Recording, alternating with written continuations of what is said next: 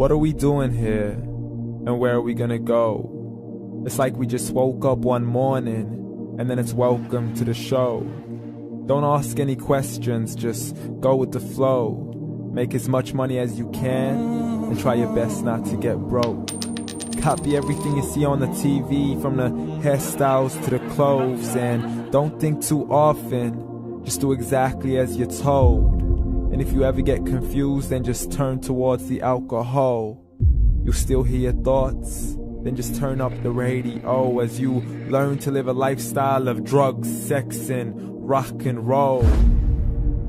But in all honesty, I just need to know, is there more to the cycle than growing and getting old? Living and dying just to leave behind a happy home and a whole lot of property that somebody else is going to own. I just really need to know before the casket's closed, 'cause I'm not willing to gamble with my soul, nor am I ready to take any chances. These are just simple life questions, and I'm just searching for some answers. Like, what are we doing here? And what is our purpose? How did we get here, and who made us so perfect? And what happens once we go, or is this world all really worth it? Questions we don't answer because apparently we don't really have to. There's no purpose to this life and our existence is merely natural. Then in that case, please let me ask you, did you create yourself, or was it somebody else who had fashioned you? 'Cause you're a being that's impeccable, faultless and unparalleled. You're a product of supreme intelligence, and I'm merely being rational. For there isn't a camera on this earth that can come close to the human eye, nor a computer that can compete alongside the human mind. And if the whole world was to come together, we wouldn't be able to create a single fly. So many signs, yet we still deny. As science tries to justify that all this could come from none, when it's a simple sum. 0 plus 0 plus 0 cannot possibly ever give you 1. So from where did all this order come? For everything has its origins, a maker, a creator of its own. I mean, the only reason you're watching this video is because somebody had to press upload. So we can believe in the Big Bang, but I'd rather believe in He who caused it to explode. Allah, the creator of everything along with every single soul. The ever-living, the master, the only one who is in control. Unlike his creation, beyond our imagination. And no, he's not a man, nor does he have any partners in association. He's on his own. And no, he did not ever leave us alone. Just like every manufacturer, he left us with an instruction manual. The Quran and Islam, and I'm sorry to jump to conclusions, but it's the only one possible.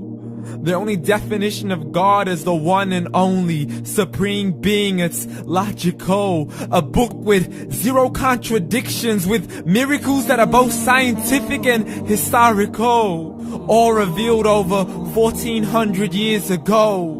Like the detailed description of the human embryo. The descriptions of the human embryo in the Quran cannot be based on scientific knowledge in the 7th century. To the mountains as pegs holding firm the earth below, and the 2 seas that don't mix in a complete separate flow. To the planets in orbit, alternating night and day as they stay in flow. The expansion of the universe and the creation of everything from H2O.